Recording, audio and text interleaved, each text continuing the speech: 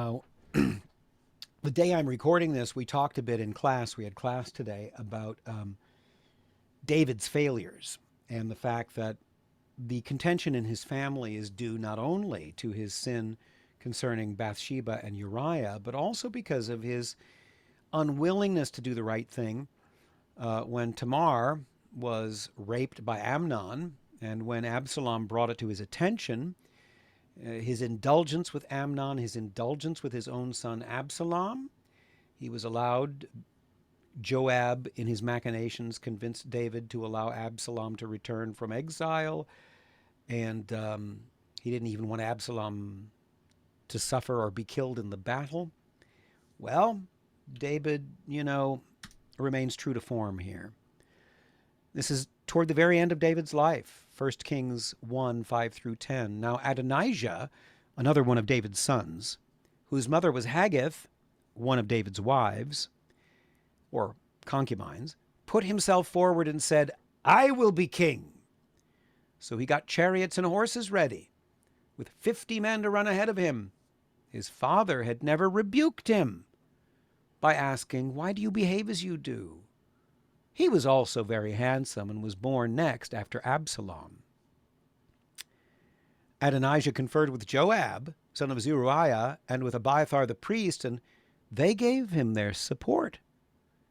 Joab remains a snake throughout this.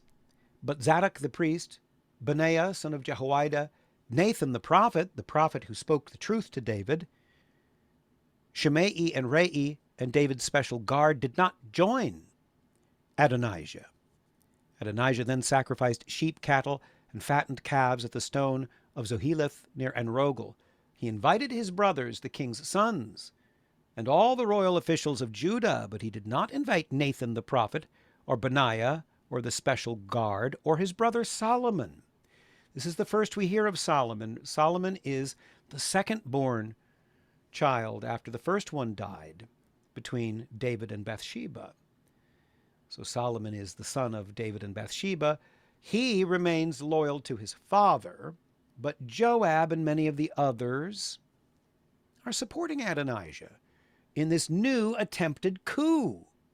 This is part of what happens in a society when you have the kind of near collapse of order, as we did a little over a year ago. When you have things like attempted coups, it's very hard to then keep the lid on it. Everybody thinks, in this case Adonijah is saying, hey, if Absalom almost got it, Absalom almost grabbed the prize, why can't I? And notice David never corrected him. He's a spoiled brat. You've probably known kids like this. I've known enough very wealthy people, and I've tutored enough very wealthy children, or children of very wealthy people, to know that this is typical. The parents are indulgent. They don't ever correct the kids. They don't ever really try to get the kids in line. And so David's indulgence with Adonijah is part of what brings this about, in the same way that his indulgence with Amnon and with Absalom made all that trouble. So again, it's not just that he's suffering from his original sin that we heard about with Bathsheba and Uriah. It's he is bearing the fruit of his bad fatherhood. He may have been close to God. He may have been in some ways a good king, although you could argue that he wasn't, because he's allowing the entire nation to be upset by the turmoil in his family. But again, the heroes of the Bible are not perfect people. Same for our saints in the Catholic Church. They're not perfect. They're in heaven. They're perfect now, but they weren't perfect on earth.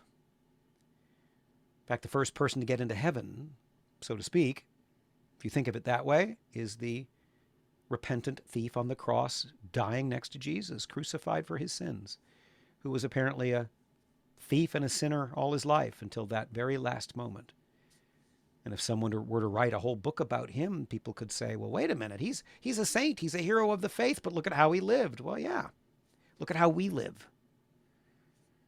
And yet God still calls us to turn more fully to him. So anyway, I just wanted to point this out to you. The sins of the fathers are visited upon the sons. and upon society at large. All of Israel suffers because of David's indulgence and his unwillingness to discipline his children.